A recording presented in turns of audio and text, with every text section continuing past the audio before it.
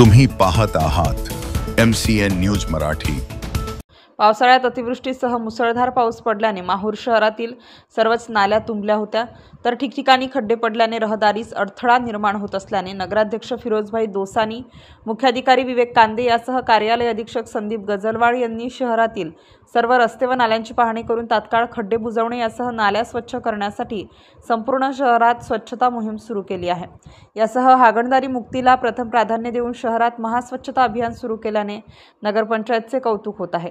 पावसाळा संपलेला असल्याने डासांचा प्रादुर्भाव, सर्दी, खोकला शहरात चोहीकडे सुरू झाल्याने खबरदारीचा उपाय म्हणून नगरपंचायतकडून मुख्याधिकारी विवेक कांदे यांनी कार्यालय अधीक्षक संदीप गजलवाड, स्वच्छता दूत गणेश जाधव यासह इतर कर्मचाऱ्यांना घेऊन शहरातील रस्ते आणि नाल्यांची पाहणी केली होती। त्या अनुषंगाने शहरात टप्प्याटप्प्याने महास्वच्छता अभियान राबवून सर्व नाल्या कोरड्या करत कचरा काढून डंपिंग ग्राउंडवर ओला कचरा वेगळा, सुका कचरा वेगळा प्रकल्प पूर्णत्वास नेण्यासाठी नगरपंचायतने कंबर कसल्याचे दिसून येत आहे।